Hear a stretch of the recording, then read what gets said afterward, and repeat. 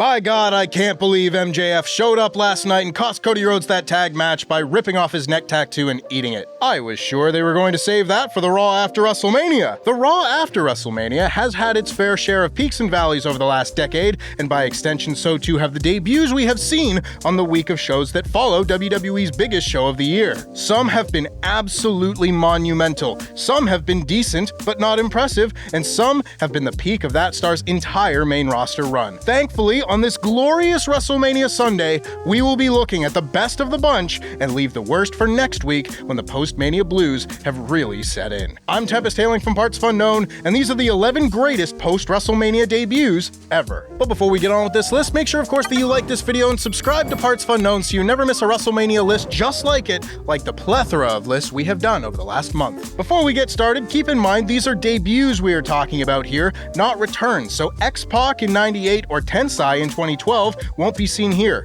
just in case you were waiting to hear the name Lord Tensai for some reason. Number 11, Ember Moon. Fresh off her run as NXT Women's Champion, Ember Moon arrived on the main roster the day after WrestleMania 34 as the surprise tag partner of new Raw Women's Champion Nia Jax. The duo took on and defeated the Mean Girl pairing of Alexa Bliss and Mickie James, with Moon shining as the featured performer of the match. Moon's main roster run amounted to a whole lot of nothing, which is particularly disappointing to anyone who has had the pleasure of watching her epic run in Ring of Honor over the last year. She is capable of so much more than what WWE gave her, and that could be said about most NXT call-ups of the era, but a strong debut in front of a hot crowd is enough to land her a spot on this list. Number 10, Tye Dillinger. Is Tye Dillinger at number 10 again? It's satisfying. Anyway, Tye Dillinger was the beloved underdog babyface of the early days of NXT, dazzling fans with his ability to show all 10 figures like a toddler when asked how high they can count. On the SmackDown following WrestleMania 33, not beloved underdog idiot Kurt Hawkins was demanding an opponent when Dillinger arrived to the cheers of the Orlando faithful. Dillinger played the hits, did the 10 thing, won, everybody was happy. But as is the case with many of these NXT folk, the happiness wouldn't last long. Dillinger picked up wins into the summer, sure, but soon enough Dillinger had everything cool stripped away from him. He was no longer allowed to count, and even his finisher, the tiebreaker, or the Ushigoroshi for my fellow nerds out there, had to be changed to a similar but decidedly worse move. He may have another chance at a main roster debut this time as Sean the Man Who Likes Chairs, but he'll need to crank it up to 11 to have a better debut than the perfect 10. Number 9, Neville. Somehow the only person on this list to lose their first name in transit on their way up from NXT, but the former Adrian Neville did find a silly purple cape when he made his WWE debut the night after the much-lauded WrestleMania 31. Fan excitement was at a level it had not been for a very long time in WWE, and that enthusiasm takes this debut a long way, as functionally,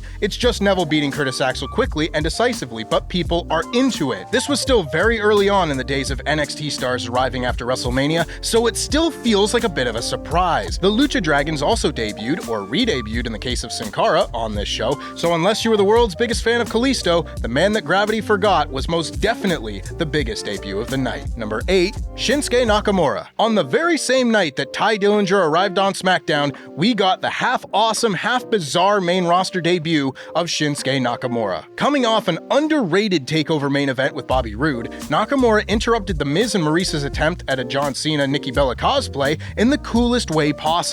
Nakamura's personal violinist Lee England performed the Nakamura Prelude before the song of the man himself echoed through the building with all the accompanying whoas you would expect from a Mania crowd. Nakamura arrived on SmackDown with all his aura from NXT on full display, and had he transitioned this reaction to an impactful first moment on the main roster, this may have reached the heights of the debuts we have yet to get to. But he doesn't do anything! He walks out, struts around the ring, and then WWE just throw to a graphic talking about what the Wyatt family match was that night. I'm sorry? Where did the Miz's go? You couldn't find one thing for Nakamura to do besides smile and wave? Like I said, half awesome, half bizarre. Number 7, Umaga. Throwing it back to the days before NXT for a moment, the Raw after Mania 22 was not a good one, featuring such highlights as the Spirit Squad winning the tag titles and Vince McMahon announcing his intentions to punch God in the face or something. The one highlight of this shambolic episode of Raw was the debut of the Samoan bulldozer and excellent worker, Umaga. Ric Flair announces his intentions to win a 17th World Championship when he is interrupted and subsequently murdered by Umaga, debuting alongside Armando Alejandro Estrada. Rolls off the tongue like silk. The Samoan Savage gimmick has never really sat well with me, much less as recently as the mid-2000s, but Umaga would go on to be a massive player in WWE's main event scene for the next few years, with his matches with John Cena serving as a career highlight. And while some of these debuts feel like a debut out of necessity for a post-Mania pop, Umaga's debut had purpose and should be revered accordingly. Number 6, The Revival. Say yeah. Yeah. No. Stop it. Not you. The week after WrestleMania 33 was a good one for debuts, as this is the third one on this list, but while Ty Dillinger and Shinsuke Nakamura may have both received the fanfare necessary for a great debut, the Revival were the ones that did the most with it. FTR had their NXT farewells at TakeOver Orlando in a fantastic three-way battle of the acronyms with DIY and AOP, and while the Revival's WWE runs were beset with injuries right out of the gate, and that did do a lot to kill their momentum, for their first night on the main roster, the no-nonsense Revival being put opposite the all-nonsense New Day was a perfect move. This rivalry could have been legendary had fate not stood in the way, but this debut gave us all a taste of what we would be missing. Number 5, Mankind. That's right, y'all, the Raw after WrestleMania debut isn't a new thing. When Mick Foley arrived in WWE, those at the top sure had some wacky ideas for him, namely being called Mason the Mutilator, who I'm sure would have made magic with the Ringmaster, but thankfully the creative mind of Mrs. Foley's baby boy was put to work on the double. Mick is recalled coming up with the ideas for the name Mankind and the use of different intro and outro music for the character, and thankfully WWE went with every one of his ideas. What Mick didn't anticipate, however, was just how big a deal he would become in WWE and how fast that would happen. Foley beats Bob Holly and his spark plugs in the first match of the night,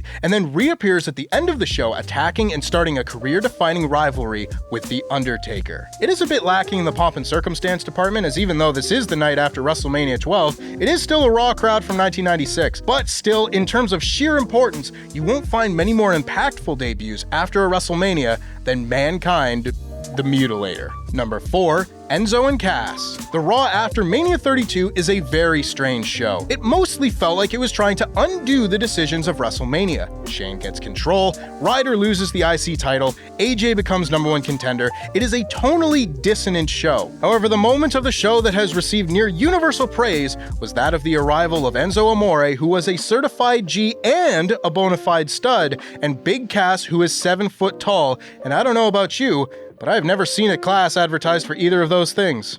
Must be impossible to teach or something. For all his faults, you give Enzo Amore his silly microphone and he will produce a promo that makes people react. He roasted the Dudleys and put this NXT team on the map to such an extent that just a few months later, they were teaming with John Cena on pay-per-view. Few NXT debuts have seized their moment quite like the leopard-spotted gecko and his tall friend. It is just a shame that WWE promptly saw this and thought to themselves, how soon can we make the tall friend a single star? Number 3, Brock Lesnar. No, not 2012, that is a return, you silly Billy. No, instead we have to wind the clocks back a decade earlier to the night after WrestleMania 18. The Montreal crowd may not have known exactly who Brock Lesnar was when he turned up mid-match to run through the hardcore goofy goobers of Maven, Al Snow, and Spike Dudley, but by the end of this minute-long beatdown, I'm sure many of my fellow Canucks knew they were seeing the next big thing with Paul Heyman by his side. The powerbombs that poor Spike Dudley had to take are sickening, and they just keep coming. Add in one of the most picture-perfect F5s of all time to Maven, and you have the most destructive debut after Mania in history. If you're gonna debut a new top star, there isn't much more you could have done besides just giving that person the title, but we might just get to that shortly. Number 2, Goldberg.